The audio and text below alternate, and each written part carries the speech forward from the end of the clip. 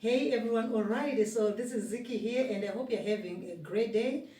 It's a Monday and it's very, very hot here, okay, very hot. Now, I just want to share with you some of, the news highlights from the weekend. The first story that I have is about D.R.C and Rwanda.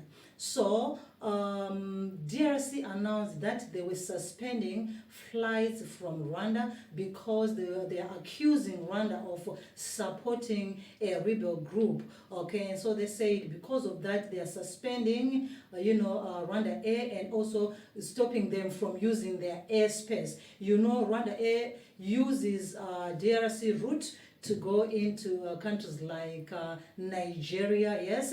Now, we also saw then, Rwanda Air coming out again to also announce that they were also going to suspend all flights, okay, all the flights into D.R.C because of what D.R.C had announced. So, therefore, they were also going to announce. So, initially, D.R.C started, to announce this, but I think it was partly, and then Rwanda Air also then came out to say, well, all of those flights, every flight that was getting into D.R.C, we are stopping them. So we're going to see how that story is going to unfold, okay? Now, moving forward again, we go to South Africa. In South Africa, we saw that one immigration officer was arrested after he asked for a bribe. Yes, it's so alleged that there was a person who had a relative arrested and they wanted their relative to be released because they were found without proper documents. So the South African immigration officer asked for 6,000 rands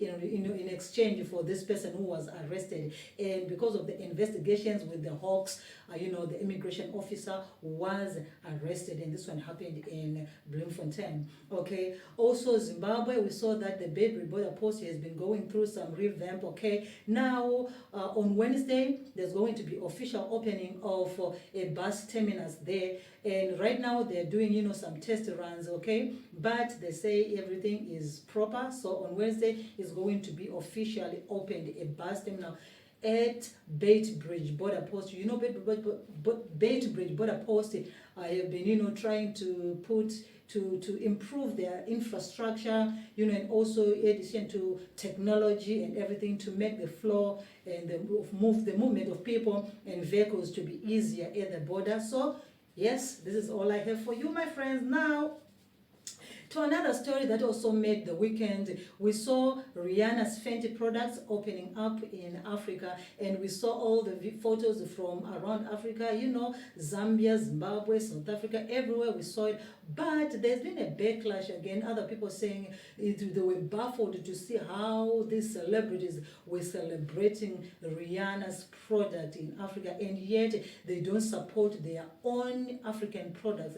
If an African has to launch something, it doesn't even make headlines the same way that Rihanna's Fenty did. It was all over the news, everywhere it was being shared. In Zimbabwe, we saw, even the ministers attending. In Zambia, we saw everywhere where this product was being launched. It was just a big event. So people were asking Africans, why are you celebrating this product as if Africa doesn't have its own products? Let me know what you think about that Fenty story, okay? Now, still in Zimbabwe, now there's a Japanese company, okay, a company called EAA of Japanese origin that has been contracted by the Zimbabwe's Ministry of Industry and Commerce, to be the one doing the inspections of vehicles being imported into Zimbabwe. Yes, this thing is starting from the 1st of June.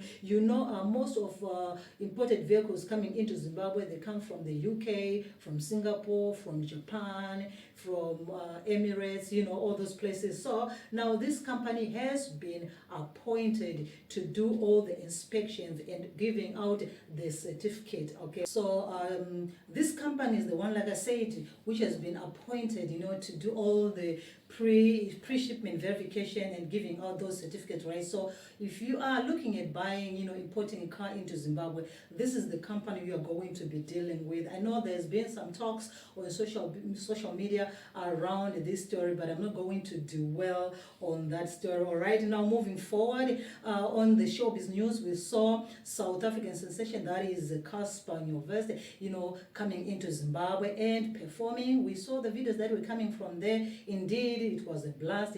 And again, on the social scene, we saw Zimbabwean socialite Olinda and Titan, doing their traditional marriage rites in the Ndebele outfits. It was really a beautiful, classic event, okay? We know that their wedding is coming up very, very soon in July, and we can't wait. I mean, we saw Olinda traveling to Kosovo to go and buy her wedding dress, and her dress is being designed by the celebrity, the designer that is Sahiti Official.